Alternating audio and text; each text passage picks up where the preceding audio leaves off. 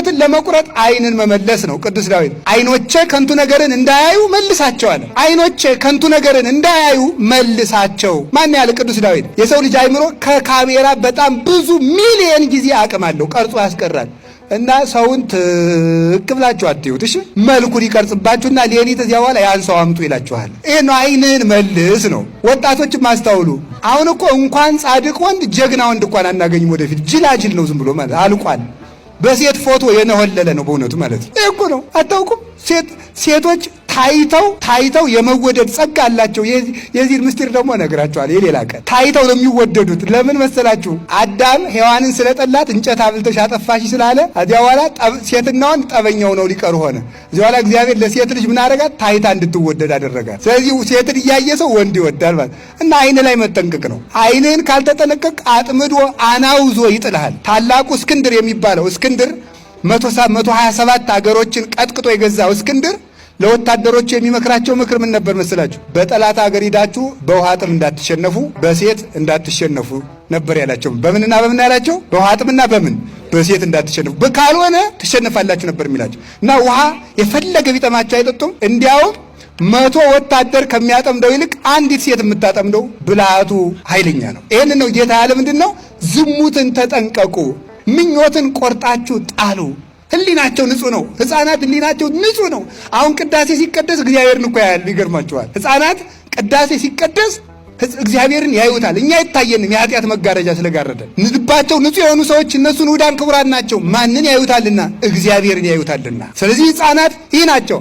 ሌላ የህፃናት ኃይላቸው ልቅሶ ነው። የክርስቲያኖች ኃይላችን ምንድን ነው? እንባ ነው። ይለቀሳል፣ እንባ ያሰጥማል። ብረት፣ እሳት ወይም ደግሞ ሌላ ነገር የማይቀደውን ሰማይ ቀዶ የሚወጣ እንባ ነው። እስራኤላውያን 215 ዓመት በግብፅ ባርነት ሲኖሩ ፒራሚድ እያሰሩ ሲያሰቃዩቸው ዱባ እያበሉ የማይጠቀሙበትን ጡብ ሊቃውንቱ እንዴት ተርጉመውታል? ዛሬ ግብፅ የምትኮራበትን ፒራሚድ የሰሩት ግብፃውያን ናቸው። ያንን ከዚያ ፒራሚድ ግን ግብፃውያን እስራኤላውያን አይጠቀሙ። ያንን ጡብ እየተኮሱ ጭቃውን እያቦኩ ያንን እየተኮሱ ይሰራሉ። እነዚህ የማይጠቅማቸውን የኃጢአት ግንብ የሚሰሩ የምዕመናን ምሳሌ ነው ይላሉ ሊቃውንት። ከዚያ በኋላ ምን አደረጉ? ነፍሰ ጡሮችን ሁሉ ጭቃ አብኩ ይሏቸዋል። አንዲቱ ስትረግድ ምጧ መጣ። እዚያው ላይ ኧረ ምጥ ደረሰ ስትል እዚያው ላይ ውለጂው፣ የሰው ደም ጭቃውን ያጠነክረዋል እንጂ ምን ይላል ብለሽ ነው አሏት። እንዲህ አለ ጭክና በእውነቱ ማለት ነው። በእኛ ዘመንስ ይሄ አልተሰራም ብላችሁ ምን ያላደረግነው ኃጢአት አለ? የቀረን ነገር እኮ የለም በእውነቱ። እንባዋን አለቀሰችና በእጇ እንዲህ አድርጋ በእጇ ይዛ ወደ ሰማይ፣ እውነት በዚህ ሰማይ እግዚአብሔር አለ ብላ ሰማይ ወደ ሰማይ እንባዋን ስትረጨው፣ ሰማይ በጦርነት የማይከፈተውን ሰማይ እንባዋ አንኳኳው የሰማዩን ደጅ። እግዚአብሔር የምሕረት በሩን ከፈተ። ወንድማቸውን ሽጠው ዮሴፍን ለግብፅ ባርነት ሽጠው እነሱ 215 ዓመት የተገዙበትን የባርነት ቀንበር በአንዲት ሴት እንባ ተሰበረ። እግዚአብሔርን ታሞ ያስታመመው ማን ነው? እግዚአብሔርን ታስሮ የጠየቀው አለ? እግዚአብሔር ተርቦት ያበላው ማን ነው? እግዚአብሔር በርዶት ያለበሰው አለ? እግዚአብሔር ቸግሮት ያበደረው ማን ነው? እግዚአብሔር ተገፍቶ የፈረደለት ማን ነው? አንዳችም እንኳን የለም። ግን ዘገበርክሙ ለአሐዱ ምሉኑ እሳት ሊተገበርክሙ። አሁን በጣም ዝም ብላችሁ አስቡ። ስትፈሩ፣ ስትደነግጡ፣ ምን በላ ስትሉ፣ እሞት ይሆን ብላችሁ ስትፈሩ ድንግጥ ሲለን ይህን ማሰብ አለብን። መንግስተ ሰማያት ፀሐይ፣ ጨረቃ፣ ከዋክብትን የማትፈልግ ብርድ የሌለባት ረሃብ የሌለባት ከገቡ መውጣት ካገኙ ማጣት የሌለባት አንተ ትልቅ ሰውነህ በላይ ቁጭ በል፣ አንተ ትንሽ ሰውነህ በታች ቁጭ በል የማይባልበት፣ አንተ ንጹህ አልለበስክም፣ አንተ ንጹህ ለብሰሃል የማይባልበት፣ አንተ የገሌ ዘር ነህ፣ አንተ የነገሌ ዘር ነህ የማይባልበት፣ አንተ ሊቅ ነህ፣ አንተ ደንቆሮ ነህ የማይባልበት፣ አንተ ሹም ነህ፣ አንተ አልተሾምክም፣ አንተ ባለጸጋ ነህ፣ አንተ ድሃ ነህ፣ አንተ ተምረሃል፣ አንተ አልተማርክም የማይባልበት እኩል ሰው ሁሉ ክርስቶስን መስሎ ለአንድ እረኛ ለክርስቶስ አንድም መንጋ የምንሆንባት እንዴት ነው? እግዚአብሔር ያልዘራውን ያጭዳል፣ እግዚአብሔር ያልበተነውን ይሰበስባል። አዎ ይላል። እንዴ በመጽሐፍ ቅዱስ ኦሪት ዘሌዋውያን ምዕራፍ 11 ላይ ጭልፊት አይበላም ይላል። ጭልፊት አይበላም ማለት ምን ማለት ነው?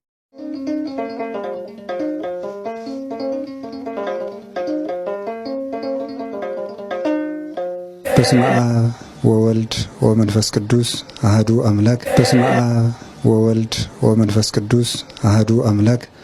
በስመ አብ ወወልድ ወመንፈስ ቅዱስ አሐዱ አምላክ።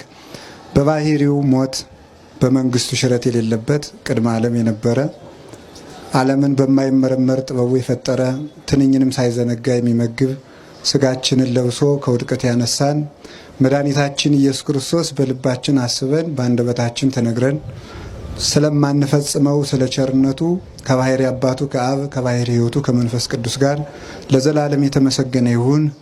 እግዚአብሔርን የወለደችልን እናታችን ቅድስት ድንግል ማርያም ወላዲተ አምላክ፣ ነቢያት፣ ሐዋርያት፣ ሰማዕታት፣ ደናግል፣ መነኮሳት፣ ቅዱሳን መላእክት ሁላቸው ስማቸው እናመሰግናለን። በረከታቸው ይደርብን። ብፁዕ አባታችን አቡነ ኤርምያስ የሰሜን ወሎ ሀገረ ስብከትና በአማራ ብሔራዊ ክልላዊ መንግስት የኦሮሞ ብሔረሰብ ሀገረ ስብከት ሊቀ ጳጳስ እና የቅዱስ ሲኖዶስ አባል፣ ክቡር አባታችን መምህር አባ ኃይላ ገብርኤል ፍስሐ የሀገረ ስብከቱ ስራ አስኪያጅ፣ መምህር አባ ጽጌ ሥላሴ የደብረ ሮሃ፣ እንኳን ለቅዱስ ላሊበላ የዕረፍት በዓል በሰላም አደረሳችሁ። ለመታዘዝ ነው እንጂ የሚያስተምሩን ብፁዕ አባታችን አቡነ ኤርምያስ ናቸው። ለመታዘዝ ያህል ልጅ በአባቱ ፊት መስተካከል ስላለበት እኔም ተምሬ ሳጠፋ በኋላ እሳቸው እንዲያስተካክሉኝ ትንሽ መልእክት አስተላልፋለሁ ማለት ነው። የሁሉ ባለቤት እግዚአብሔር ልቡናችንን ይክፈትልን። ኩሉ ይትካሃል ለዘየአምን፣ ሃይማኖት ላለው ሰው ሁሉ ይቻላል።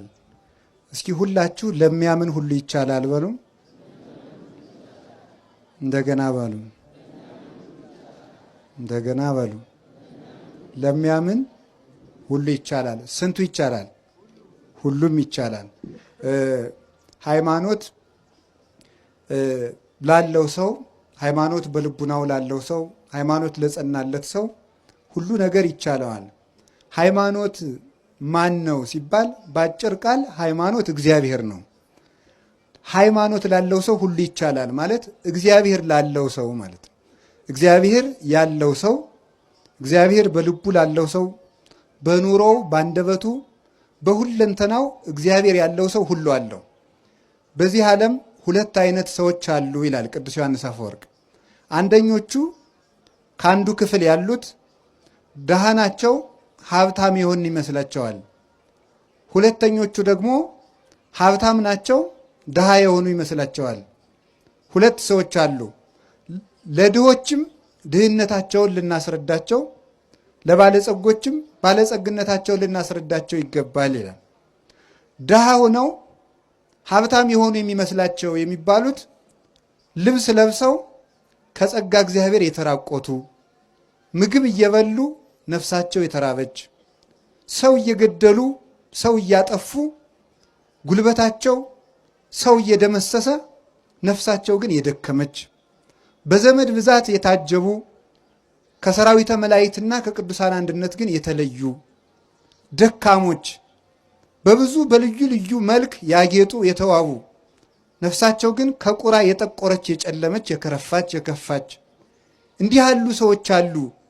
ያወቅን ይመስላቸዋል፣ ግን አያውቁም። ለእነዚህ ሰዎች አልቅሱላቸው። ባማሩ በተሸለሙ በተጋረዱ ቤቶች ይኖራሉ፣ በሰማይ ቤት ግን ስደተኞች ናቸው። እንዲህ ያሉ ሰዎች ፍጹም የተዋረዱ ሰዎች ናቸውና ድህነታቸውን ንገሯቸው፣ በጊዜ ባለጸጋ እንዲሆኑ ይላል። ድሃ ሀብታም ሆነው ድሃ የሆኑ የሚመስላቸው ሰዎች አሉ። መልክ የላቸውም፣ በትህርምት የጎሰቆሉ ናቸው። ሰማያዊ መልክ ግን አላቸው፣ በአርአያ ክርስቶስ የከበሩ ናቸው። ልብስ የላቸውም፣ ክርስቶስን ግን የለበሱ ናቸው። ምግብ የላቸውም፣ ቅዱስ ሥጋውን ክቡር ደሙን የበሉ ናቸው። ቤት የላቸውም፣ የብርሃን ቤት ግን አላቸው። ዘመድ የላቸውም፣ ቅዱሳን መላእክት ግን ሊረዷቸው ይፋጠናሉ። ለእነዚህ ሰዎች እልል በሉላቸው ይላል። እንደዚህ በእውነት ለእንደዚህ አይነት ሰዎች ቀድስዎ ለብእሲ ዘይሃምም አለ ነፍሱ፣ ሰውነቱን ላስጨነቃት ሰውነቱን ለገሰጻት ሰው ለዚህ ሰው ምስጋና ይገባዋል ይላል ኢሳይያስ። ለጌታችን ለኢየሱስ ክርስቶስ ነው። ፍጻሜው ግን እሱን ለመሰሉ ሰማዕታት ሁሉ ለቅዱሳን ሁሉ የተነገረ ነው። ስለዚህ እግዚአብሔር ያለው ሰው ሁሉ አለው። ጥበብ አለው፣ እውቀት አለው፣ ጤና አለው፣ ሀገር አለው። ብቻውን ሁሉ ሆኖ ከሰራዊት ይልቅ አሸናፊ ነው እግዚአብሔር ያለው ሰው። ስለዚህ ለሚያምን ሁሉ ይቻላል ብሎ አንድ ጌታችን መድኃኒታችን ኢየሱስ ክርስቶስ በሚያስተምርበት ጊዜ ልጁ የታመመበት ሰው መጥቶ መምህር ሆይ ቢቻልህ እርዳኝ ቢለው ቢቻልህ ትላለህ እንዴ? ለሚያምን ሰው ሁሉ ይቻላል፣ አንተ አታምንም እንጂ ብሎት ነበረ። ሃይማኖት ሰማያትን ምድርን አጽንቶ አኑሯል። ብዙ የማይቻሉ ነገሮች፣ በተፈጥሮ ያልተቻሉ በእውቀት ያልተቻሉት ነገሮች በእምነት ተችለዋል። እንደ እውቀት ሰው ካረጀ በኋላ አይወልድም። ሴት ከ45 ዓመት በኋላ ወንድም 90 ዓመት ሞልቶት አይወልድም። እንደ እምነት ግን ተችሏል። እንደ እውቀት የሌለ ነገር አይመጣም። ካለ ነገር ያለ ነገር ይፈጠራል። ያለውን እንጨት አጋጭተን ወንበር ጠረጴዛ እንሰራለን። ከሌለ ነገር ግን ያለ ነገር ማምጣት አይቻልም። እንደ እምነት ግን ይህ ዓለም አልነበረም፣ መጣ። እግዚአብሔር የሚያስደንቀን ያለውን ዓለም መጠበቁ ሳይሆን የሌለውን ዓለም ማምጣቱ ነው። ሰውም ጠበቅኩ ይላል፣ ሰራዊትም ጠበቅኩ ይላል፣ አጥርም ቤት ይጠብቃል ይባላል። እግዚአብሔር ግን ያለን የሚጠብቅ ብቻ ሳይሆን የሌለንም የሚጠብቅ ነው። ቅዱስ ጎርጎርዮስ ተአርር ዘይዘረውከ ታስተጋብ ተአርር ዘይዘራይከ ታስተጋብ ዘይዘረውከ፣ አንተ ያልዘራኸውን ታጭዳለህ፣ ያልበተንከውን ትሰበስባለህ ብሎ አንድ ጨካኝ ባሪያ ለእግዚአብሔር የተናገረውን ሲተረጉም ምን ይላል? መክሊቱን ሰጥቶ መክሊቱን ከቀበረ በኋላ አንተ ክፉ ባሪያ ለምን በሰጠው መክሊት አላፈራህም ቢለው፣ አይ አንተ ያልዘራኸውን የምታጭድ ያልበተንከውን የምትሰበስብ እንደሆን ካውቄ ፈርቼ መክሊትን ወስጄ ጉድጓድ ቆፍሬ ቀበርኩት ብሎት ነበረ። ካዛ ምን አለው? ተአምረኒኑ ከመብስ የድሩክ አነ፣ እኔ ጨካኝ ሰው እንደሆንክ ታውቀኛለህ። ካልበተንኩት ካልዘራሁት የማጭድ ካልበተንኩት የምሰበስብ እንደሆንክ ታውቀኛለህ። ካወቀኝ ለምን ትያግባይ ከወርቄ ውስጥ ማይዴ፣ ለምንድን ነው መክሊቴን ያልመለስክልኝ ብሎት ነበረ። ታዲያ ይህንን ሊቁ ቅዱስ ጎርጎርዮስ ሲናገር ይሄ ሰውዬ እግዚአብሔርን ወቅሶታል። ያልዘራኸውን ታጭዳለህ፣ ያልበተንከውን ትሰበስባለህ ብሎ ወቅሶታል። እሱ የወቀስኩ መስሎት ነው እንጂ እውነቱን ነው። እግዚአብሔር ያልዘራውን የሚያጭድ ነው። እግዚአብሔር ያልዘራውን ያጭዳል፣ እግዚአብሔር ያልሰበሰበውን ያልበተነውን ይሰበስባል ይላል። ምስጢሩ እንዲህ ነው። እንዴት ነው እግዚአብሔር ያልዘራውን ያጭዳል?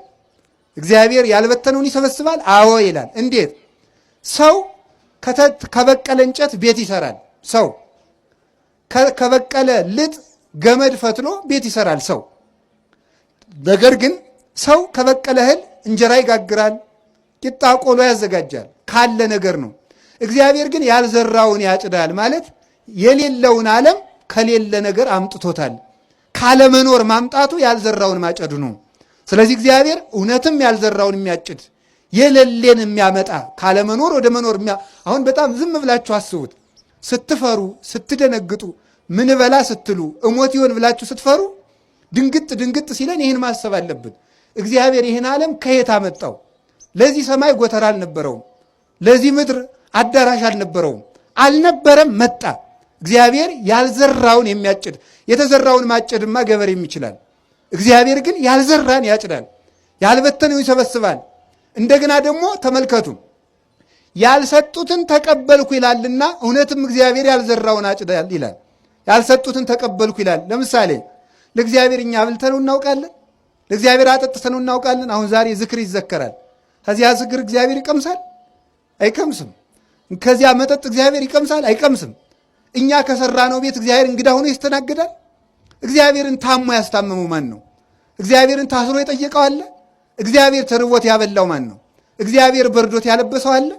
እግዚአብሔር ቸግሮት ያበደረው ማን ነው? እግዚአብሔር ተገፍቶ የፈረደለት ማን ነው? አንዳችም እንኳን የለም። ግን ዘገበርክሙ ለአሐዱ ምሉኑ እሳት ሊተገበርክሙ፣ ለሱ ሳናደርግለት ያልዘራውን ያልበተነውን ይሰበስባል። ለሱ ሳናደርግለት ለወንድማችሁ አድርጋችኋልና ለእኔ ያደረጋችሁልኝ ብሎ ያላደረግንለትን አደረጋችሁልኝ የሚል ነውና እግዚአብሔርማ እውነትም እንዲህ የሚያደርግ ነው ይላል። ቸሮ አምላካችን እግዚአብሔር ስሙ የተመሰገነ የሆነ። ታዲያ እግዚአብሔር ያለው ሰው ሁሉን ይችላል። በሃይማኖት መካንነት ተችሏል። አሁን እግዚአብሔር ያሳያችሁ ክርስቶስ ያመልክታችሁ። አንዲት ጠጠር ወደ ውሃ ብንወረውር ጠጠሪቱ ትሰጥማለች። ግን ይሄ ሁሉ ዓለም ያለው በውሃ ላይ ነው። ለምንድነው የማንሰጥመው? በእግዚአብሔር ከሆነ ይቻላል። እግዚአብሔር ቻይ ካላላት አንዲቱ ጠጠር ባህር ውስጥ ጥልቅ ትላለች።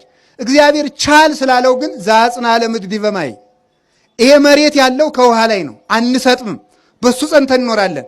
እግዚአብሔር ቻል ሲለው ሁሉ ይችላል። እግዚአብሔር ቻል ካለው ጠጠርም ተዋግቶ ይገላል። እግዚአብሔር ካላለው ደግሞ ሰራዊትም አመድ ይሆናል። እግዚአብሔር ተናገር ሲለው ድንጋይም ይናገራል። እግዚአብሔር ብሎ መቅደስ ድንጋይ መቅደስ ሆኖ ይኸው ዛሬ እየቀደሰን ነው። እግዚአብሔር አልል ሲል ደግሞ እንደ እግዚአብሔር ፈቃድ መኖር ሲያቅት ሰው ድንጋይ ሆኗል። ዛሬ እግዚአብሔር ብሎለት እንቀመጥበት የነበረ ድንጋይ በቅዱስ ላሊበላ ጸሎት መቅደስ ሆኖ ሰው ይቀድሳል። አልልልን ብሎ ደግሞ እኛ ዛሬ ድንጋዮች ሆነናል። ተነግረን አንሰማም። ቀዝቃዞች ነን። የሃይማኖት ወኔ የለንም። እግዚአብሔር ስትሰደብ ዝም ነው የምንለው። ዝም ብለን ቁጭ ብለን እንበላለን፣ እንጠጣለን፣ ይመሻል ይነጋል። የሀገር ጉዳይ አስጨንቀን፣ የቤተ ክርስቲያን ጉዳይ አስጨንቀን፣ ለሀገርና ለቤተ ክርስቲያን መጨነቃችስ ቀርቶ ለራሳችን በተጨነቅንለት። ለራሱ ያልሆነ ህዝብ ለሀገር ይሆናል ብላችሁ ነው? ለራሳችን እኮ አልሆንም። ነፍስህ ርቧታል፣ ስጋውን ብላ፣ ኧረ ማን ይሰማል? ነፍስህ ጠምቷታል፣ ደሙን ጠጣ፣ ማን ይሰማል? ተራቁተሃል፣ ክርስቶስን ልበስ፣ ማን ይሰማል? አሞሃል፣ እባክህ በንስሐ ታከም፣ ማን ይሰማል? ተው ከሰማይ ቤት አትሰደድ፣ የሚሰማ የለም። ሰው ድንጋይ ሆነ፣ ድንጋይ ሰው ሆነ። ላሊበላ እንደምታዩት ድንጋይ ሰው የሆነበት ሀገር ነው ላሊበላ። ምን ማለት ነው? ይሄ ድንጋይ ከሰው በልጦ ይመሰክራል፣ ከሰው በልጦ ይናገራል፣ ከሰው በልጦ ይቀድሳል። ግን እዚህ ያለ ነው ወጣቶች ግን እንደዚያ ናችሁ። እንዳትቆጡ፣ ይህ ሰውዬ ሊሰድበን ነው የመጣ እንዳትሉ። ወጣቱ አሁን እዚህ ላሊበላ የምትኖሩት እንደዚህ ድንጋይ ናችሁ። አሁን ወደ መቅደስነት እንደለወጠው ቅዱስ ላሊበላ መቅደስ ድንጋይን መቅደስ አድርጓል። ድንጋይ የሆን ልጆቹን እኛንም መቅደስ ለመሆን ያብቃል። ሰው የእግዚአብሔር መቅደስ ነበረ፣ ረከሰ። ዛሬ የኃጢአት ማደሪያ ሆኗል። በእውነቱ ማለት እግዚአብሔር ሲል ድንጋይ ሰማይ ሆነ። ላሊበላ ማለት በኢትዮጵያ ያለ ጽርሐ አርያም፣ በኢትዮጵያ ያለ ገነት፣ በኢትዮጵያ ያለ ብሔረ ሕያዋን፣ በኢትዮጵያ ያለ ብሔረ መላእክት፣ ሰባቱ ሰማያት ላሊበላ ውስጥ አሉ። እንደምታውቁት ቻል ሲል ነው። አሁን እግዚአብሔር ያሳያችሁ በመጽሐፍ ቅዱስ ተጽፏል። እኔ አሁን መጽሐፍ ቅዱስ ስንማር ከሚደንቀኝ ነገር መካከል እግዚአብሔር ኖህን እንዲህ አድርገህ ወርዱን እንዲህ አድርገህ ቁመቱን እንዲህ አድርገህ መርከብ ስራ አለው ይላል። አሁን ለእኔ ቢነግረኝ እንዴት አድርጌ ልገጣጥመው ነው እላለሁ። እኔ አሁን እግዚአብሔር እንዲህ አድርገህ ገጣጥም ቢለኝ አይቻል አውቅም። እንዲህ ያለ መርከብ ይቻላል? አሁን የኖህን ኖህ ከሰራው በኋላስ ቢሆን እንዲህ አድርጋችሁ ግጠሙ ብንባል መግጠም እንችላለን? አንችልም። ተመልከቱ፣ አይቻልም። ከአንድ መቅደስ ሰማይን እቀርጻለሁ ብሎ ማሰብ እንዴት ይቻላል? ለሚያምን ግን ይቻላል። እምነት ላለው ከአንድ ድንጋይ ሰማይ ይሰራል። ቅዱስ ላሊበላ ምድርን ሰማይ ያደረጋት፣ እኛ ደግሞ ምድርን ሲኦል እያደረግናት ነው። እንዲህ ያለ ቅዱስ ሳዊሮስ ወኮነ ሰማይ ዓለመ ወዓለምሂ ሰማይ ኮነ ወስብሐት። ተመልከቱ፣ ለዘወለዶ አብ በምስጢር ዘይትረከብ ወለደቶ ቅድስት ድንግል በምስጢር ዘይትረከብ ወስብሐትኒ በውስተ ሰማይ ኮነ በዲበ ምድር ይላል። እነሆ ዓለም ሰማይ ሆነ፣ ዓለምም ሰማይ ሆነ፣ ሰማይ ዓለም ሆነ ይላል። ወኮነ ሰማይ ዓለመ፣ ሰማይ ዓለም ሆነ አለ። ወዓለምሂ ሰማይ ኮነ፣ ዓለም ደግሞ ሰማይ ሆነ አለ። ይሄ የተፈጸመው አንደኛ በክርስቶስ ልደት ነው። በዚህ ሰዓት ሰበር የተባለ አንድ ጥብቅ መረጃ ተሰምቷል። የሁሉም የቤቲንግ ድርጅቶች የስራ ፍቃድ መሰረዙ ተነገረ። ከአሁን በፊት እንግዲህ እንደሚታወቀው የተወሰኑ የቤቲንግ ድርጅቶች ፍቃድ መሰረዙ ይታወሳል። ነገር ግን በዛሬው ዕለት የኢትዮጵያ ሎተሪ አገልግሎት ሁሉንም የቤቲንግ ድርጅቶች የስራ ፍቃድ ከታህሳስ 6 ቀን 2018 ዓ.ም ጀምሮ መሰረዙን በሰጠው መግለጫ አስታውቋል። የፍቃድ ስረዛው በውርርድና በፋይናንስ ዘርፉ ላይ በተካሄደ አገር አቀፍ ጥልቅ ግምገማ ላይ ተመስርቶ የህዝብን ጥቅም ለማስከበር የተወሰደ እርምጃ መሆኑን ድርጅቱ አስታውቋል። ውሳኔውን በስራ ላይ ባሉትና ቀደም ሲል በይፋ በታገዱት በሁሉም የቤቲንግ ድርጅቶች በእኩልነት ተፈጻሚ እንደሚደረግም ተነግሯል። ለቤቲንግ ድርጅቶችና ሲስተም ኦፕሬተሮች ከዛሬ ታህሳስ 6 ቀን 2018 ዓ.ም ጀምሮ በአካል በዲጂታል ወይንም በሌላ መንገድ የሚካሄድ ማንኛውንም የውርርድ ስራ እንዲያቋርጡ ትዕዛዝም ተሰጥቷል። ይህንን ውሳኔ እንዴት አያችሁት? ሀሳባችሁን ኮሜንት ላይ ጻፉልን። ፎሎ ማድረግ እንዳይረሳ። የአባ ገዳ ወደ አዲስ አበባ እየመጡ ነው፣ አዶናይንና ቲክቶከሮቹን ለማስፈታት በይቅርታ የሚል ዜና አየሁ። በመሰረቱ አዶናይም ይሁን ቲክቶከሮቹ ያጠፉት ጥፋት የለም። ምንም ይቅርታ የሚያስብላቸውም ጉዳይ የለም። ይቅርታ ማለት ካለበት እነሱን ያለ ሕግ ያለ አግባብ በግፍ ያሰሯቸው ሰዎች እነሱ ይቅርታ ይጠይቁ። ስለዚህ ምናልባት በአባ ገዳ ስም ፖለቲካ ሰርታችሁ በይቅርታ አስፈታል ለማለት ካልሆነ በስተቀረ አዶናይም ይሁን ቲክቶከሮቹ ያጠፉት ጥፋት የለም ነው። ይሄ ግልጽ ሆኖ መነገር መቻል አለበት። ግን ያሰሯቸውን ሰዎች ያለ ህግና ያለ አግባብ ስላሰራችሁ ይቅርታ ጠይቁ በሏቸው። ይሄን ካረጋችሁ አባገዳ ትክክል ናችሁ። ይሄን ለማለት ነው። ቴንክ ዩ ዜርስትልኝ። ከቴሌብር ዳሽን ባንክ ብድር ወስዳችሁ ውዝፍ ዕዳ ያለባችሁ ሰዎች አንድ መልካም ዜና ልንገራችሁ። ዳሽን ባንክ በቴሌብር ያቀረበውን ብድር ወስዳችሁ የመክፈያ ጊዜ ያለፈባችሁና ተጨማሪ ቅጣት የጣለባችሁ ሰዎች ይህ ከላይ የምትመለከቱት ሚሴጅ ከገባላችሁ ቀን ጀምሮ ለምሳሌ ለዚህ ደንበኛ ታህሳስ 3 ነው ሚሴጁ የደረሰው እና ሚሴጁ ከደረሳቸው ቀን ጀምሮ በ15 ቀናት ውስጥ ያለባቸውን ዕዳ ሙሉ በሙሉ ከፍለው የሚያጠናቀቁ ደንበኞችን ለማበረታታት ካለባቸው ዕዳ ውስጥ የቅጣት ክፍያ እንደተነሳላቸው ባንኩ አስታውቋል። ነገር ግን በተሰጠው 15 ቀን ውስጥ ክፍያውን በማያጠናቅቅ ደንበኛ ላይ በፍርድ ቤት ክስ መስርቶ በህግ አስገዳጅነት እንደሚያስከፍል ባንኩ አስታውቋል። ሰራዊት ነው እንጀራ የከፈተለት ማክበሩ ጥሩ ነው። ማስነጥስ ነበር። በስመ አብ እውነት ያናግረኝ።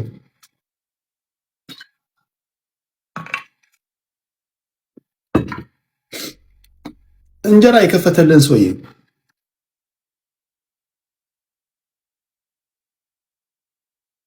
አድቨርታይዚንግ ምንድነው የሚዲያ ስራ ምንድነው ብሎ ኦኬ እንትን ያለን ሰውዬ የሆነ መሃል ላይ በመንግስት ሊያስነጨው የሚያደርጋቸው ጥረቶች ታዝበዋል። ወይም ደግሞ እንደ ወንጀለኛ ኢትዮጵያን ህዝብ አሁን እስር ቢመጣ ተጠያቂነት ቢመጣ በዚህ ጉዳይ ላይ ምንድነው የምትለው? ምክንያቱም አንተ እዛ ጋር የተናገርከው ይሄ ልጅ ደደብ እያለ ነው። ከበስተጀርባ ብዙ ነገሮች አሉ ይባላል። ከነዚህ መካከል ከበስተጀርባ ከተባለ ደግሞ ከበስተጀርባ ያለው አንተ ነው። አሁን ተጠያቂነት ይመጣ በምን ትላለህ?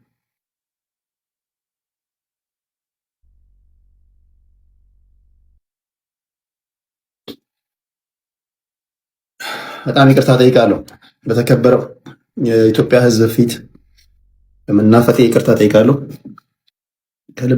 ከልብ ይቅርታ ጠይቃለሁ። ጉንፋን ይዞኛል። እሺ እጁ ላይ ያለለት ሚዲያ በቃ እጅ ላይ ነው። አንተ ሚዲያ እኮ የማንንም ልምምጥ አትፈልግም። አንተ የምትፈልገውን ነገር ይጠቅማል የምትለውን ነገር አንተ ያሰብከው መልካም ነው የምትለውን ነገር ወይ sometimes ደግሞ መጥፎም ነው የምትለው ነገር የመጀመሪያው በነገራችን ላይ የመጀመሪያው ምርጫ ቀስቀሳ ናት። ይቅርታ በጣም የምትለው ላንተ ያለ ክብር ምናምን ብሎ የጀመራት ነገር ሳትሄድ ምርጫ ቀስቀሳ ዘላይንስ ይሄን አውጣ ይሄን አግባ ይሄን ተው ይሄን ትብል ሳትባል በጨዋነት ወይም ደግሞ በሌላ መልክ የምትለጥበት ሚዲያ እጅ ላይ አለ። ስለዚህ ይሄንን እያየ ቲቪ አካባቢ ያሉ ኃላፊዎች ወደ ሶሻል ሚዲያ የመምጣት ዘመቻ ቢያደርጉ ሊገርምህ አይገባም። መጨረሻ ላይ እነሱን የሚከፍት ሰው ሊጠፋ ይችላል። ቴሌቪዥን እኮ ቢያንስ አንተ ባትቀመጥ እሱ መቀመጥ አለበት ወይ መሰቀል አለበት። አንተ የተሳተፍክባቸው የተወሰኑ ማስታወቂያዎችን በሶሻል ሚዲያው ነገር ግን መጨረሻቸው ደግሞ ያላማረውን የተወሰኑትን ላነሳልህ ነው። አንደኛው ፊንቴክ ነው። እናመሰግናለን። ይሄ ማስታወቂያቸው ነው።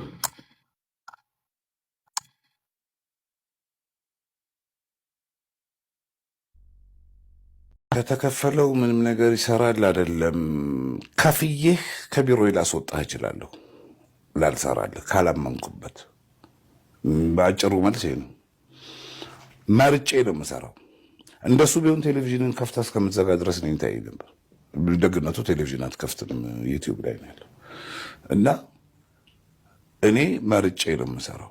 ውድ ልጅ አዶናይ ሳይኖር መኪናውን አልረከብም፣ አዶናይ በተገኘበት ብቻ የመኪና ሽልማቱን ለመቀበል ወስኛለሁ ያሉት ተወዳጁ አርቲስት ጋሽ ሰለሞን በመጨረሻም እግዚአብሔር ፈቅዶላቸው እንግዲህ መኪናቸው የሚረከቡ ይሆናል ማለት ነው። የቲክቶክ ኮከብ አዶናይ እንግዲህ ምሽቱ ከእስር መፈታቱ የሚታወስ ነው። ብሩክ ሪል ስቴት እንግዲህ መኪናውን ለማስረከብ ዝግጅቱን ማጠናቀቁ መግለጹም የሚታወስ ነበረ። በዚህ ጉዳይ እናንተስ ምን ትላላችሁ? ሀሳባችሁን አጋሩ እስኪ።